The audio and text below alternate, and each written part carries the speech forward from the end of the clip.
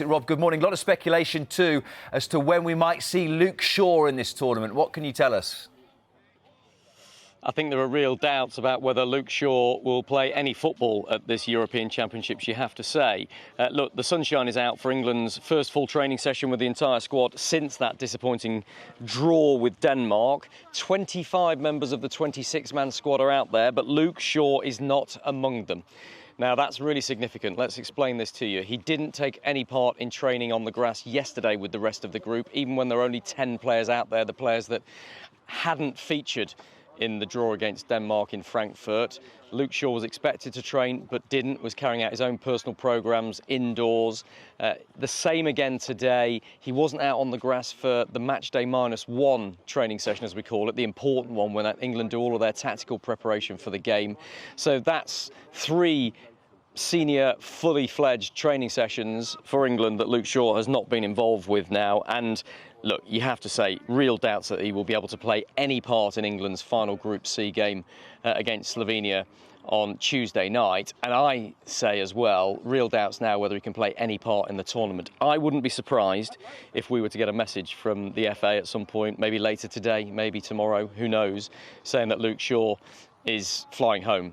Because I don't see any way that Gareth Southgate can now include him. Bear in mind that he hasn't played any football since the middle of February. So that's 4 months now, more than 4 months since Luke Shaw played a football match. And you also take the point that when the player's been out that long, they have to get a few minutes under their belt and you have to bring them back gradually. England can't do that in the knockout stages of a major tournament. So real doubts about whether he can feature. When you're looking at the players out there now, by the way, it looks like they've been split up into what looks like a bit of a first-team group and an others.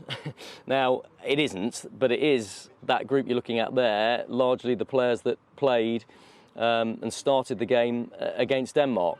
Never seen that before with England, have to say, and them splitting them up into 2 groups like that. It's just, I suspect, that those players you're looking at, those who did feature, start and get involved in the game against Denmark, they're probably still doing some stretches, some extra sort of recovery work before they join in with the rest of the group. But we'll talk about Harry Kane in due course because his fitness is a real concern, but not so much of a concern as Luke Shaw, who the only member of the England squad who isn't out there on the pitch today.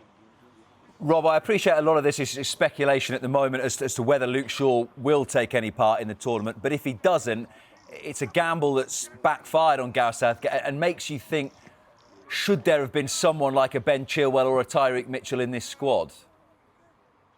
Well, I'm not sure that's right, Robert, actually, because, look, Gareth Southgate, when he selected the squad, admitted that it was a real gamble taking Luke Shaw to this tournament and said he might not be able to play any game time. And remember, this is an expanded squad that England have got, 26 players instead of the usual 23. So he had that little bit of luxury. And he does have cover at left-back. Kieran Trippier has been playing there. Joe Gomez, who you can't see because he's behind all of those sprinklers, but trust me, he is there. Joe Gomez hasn't featured at all in this tournament yet, and yet he's been one of Liverpool's best and most versatile defenders for the entire season. It's not his chosen position, playing left-back, of course, so I absolutely take your point that a Tyreek Mitchell or somebody like that who's been playing at left-back and is left-footed may well have given England a bit more balance. Yes, Southgate will be criticised for that. It was his call, and we see where he goes from then. But there's been so much criticism of Gareth Southgate and the squad since that draw.